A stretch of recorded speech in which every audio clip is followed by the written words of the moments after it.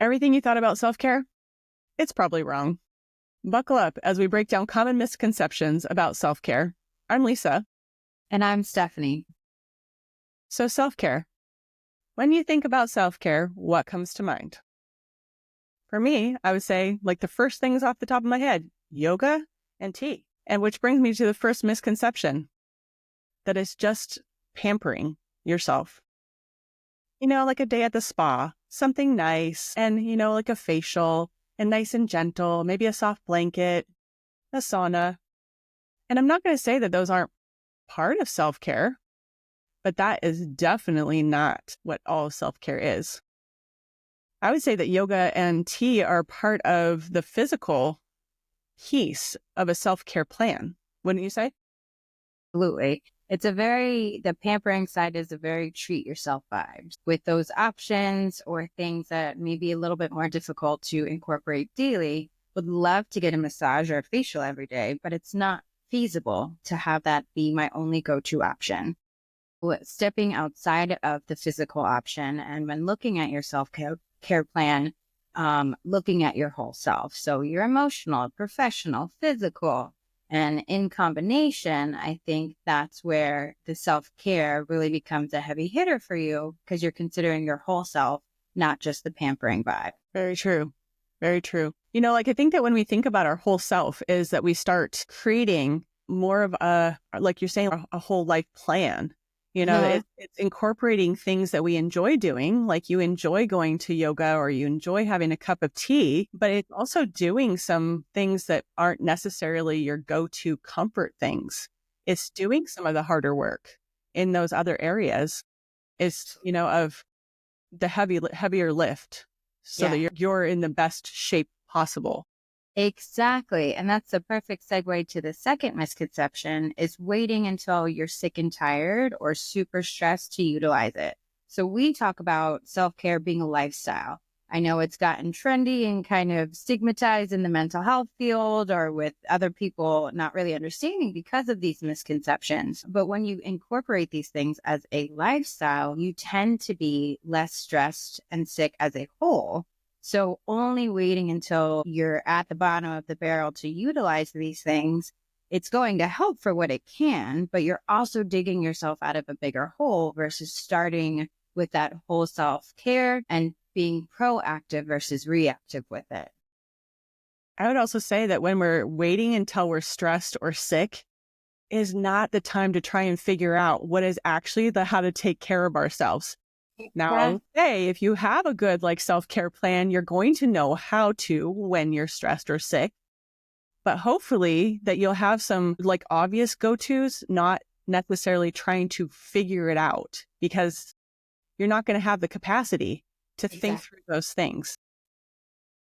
Yeah, it's just a really poor planning, And it's one of those you don't realize until you're experiencing it and you're in such dire need. But your brain's not there, your energy's not there, the motivation is not there.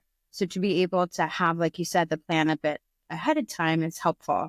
I joke with my clients, if you ask me what my self-care things are when I'm happy, I'm going to tell you going to the beach, hanging out with my friends, a favorite meal.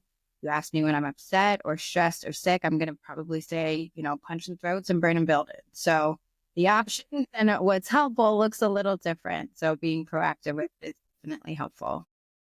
Well, and I think that when you utilize your self-care plan on a regular, and that you've kind of fleshed out a full idea, you have a lot of ideas in all the different areas of your wellness plan. And so that you, if one thing isn't hitting the mark, you can go to another thing. You can add them on, you can layer them up. And it's much easier to have at your access, not just waiting until you're sick or stressed. But I would say that is how our society has ingrained in us of, you need you need to do self-care. What's wrong? Right. So we have this mentality that that's the only time that we're supposed to do it. And I think that kind of lends into our next one is if you're doing it and you're not completely stressed out or sick, that you're just being selfish. Exactly. How dare you take time for yourself? How dare you step away from working to do something that's enjoyable or not viewed as important? Absolutely. And, I think like if we were to kind of reframe that, it would take the how dare you phrase, but how dare you almost not take care of yourself because you're not in your best version of yourself. And then, like you're not as good for your people around you as you could be for your work, for your family, for your friends, just for yourself. Like you're not the best version of yourself. You're just struggling along if you're not doing it well.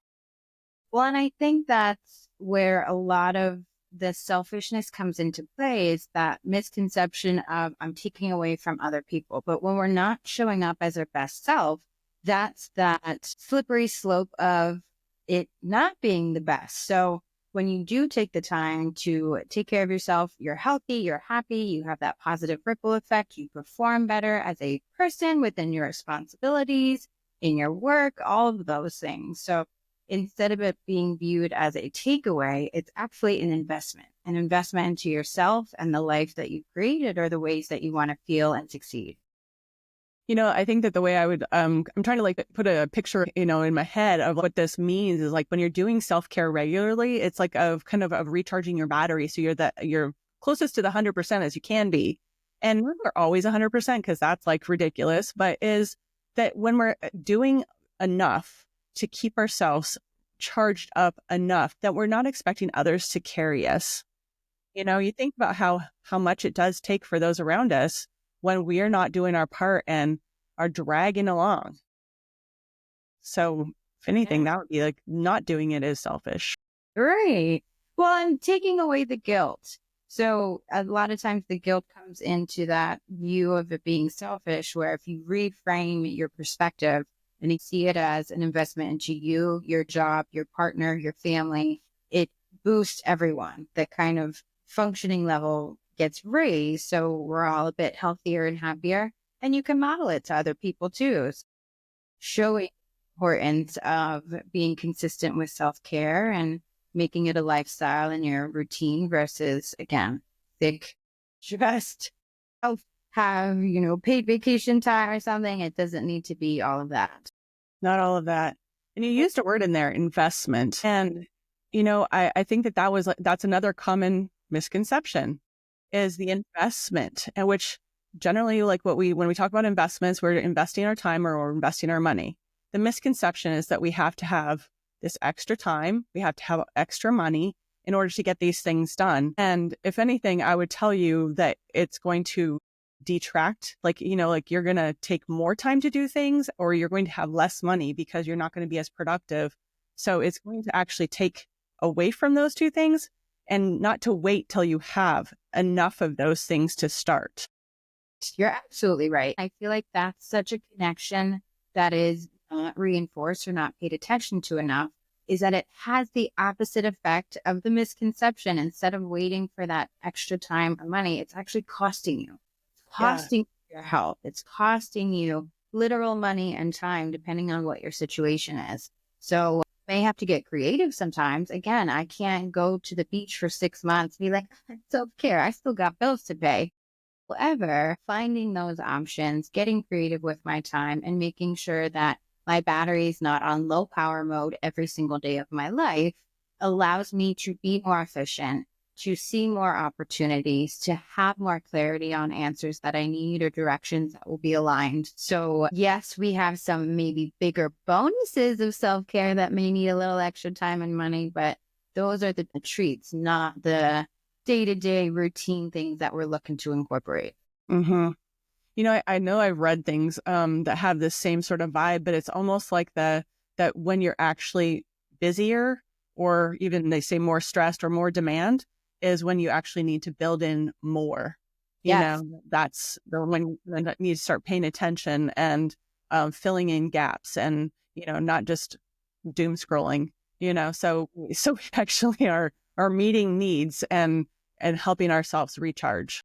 Right. And there's a difference between resting and recharging. So the doom scrolling helps with disconnecting and not being in the go mode, but it's not recharging your battery. It's still making that power go lower and lower. So that goes to the final misconception today is that it looks the same for everyone. It does not. There are some aspects as humans that we all need. We need food, we need water, we need shelter. The creative energy tends to be same, but different for people. So some people like reading, music, arts, nature. But if your options are only the tea, right? Or the yoga or something that you don't like. I'm a therapist who doesn't journal. I hate journaling. It feels like homework. So if someone told me the only thing I can do for self-care is journaling, I'm out. I lose to begin with. So making sure that you may consider options that you hear from other people, but it's really imperative to do things that make sense for you. Absolutely. And I think like when we say that isn't the same for everyone, I would also add in is that each of us, it doesn't stay the same.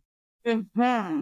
Of going back and changing and like invigorating your own self-care plan, what you be doing or how you want to be doing it. And if you're kind of like feeling off and like the things haven't been working, try out new things. Like that's a great self-care, is that adventure and firing up those things in your brain that will reinvigorate those juices. Yeah. And flipping to the other side of the misconceptions that we've listed today, it allows you to focus on your whole self. It allows you to get creative with how you can incorporate it day to day, not have the guilt, not feel selfish, not do things that don't fit for you. So it's a whole lot of, yes, this is what it looks like. This is the direction of how I can make it cater to who I am and what I need. And by having those options, it allows you to have a sense of direction. But like you said, cater to what's relevant. So sometimes I need more input. Sometimes I need to learn. Sometimes I need to connect with my friends. Sometimes I need to go see live music and have that energy. And sometimes it's the opposite.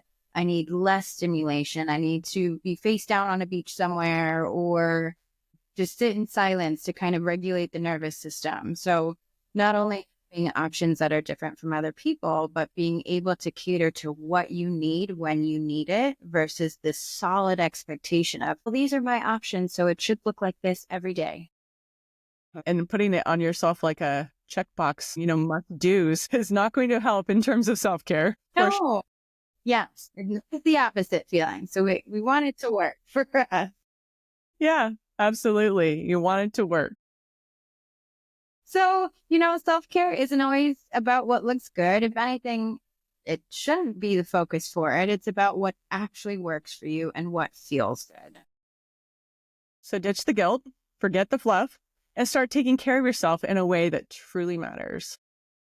So if this episode hit home, share it with somebody who needs to hear it. And don't forget to subscribe for more real talk. Until next time, take care. For real. For real. I'm Stephanie. And I'm Lisa.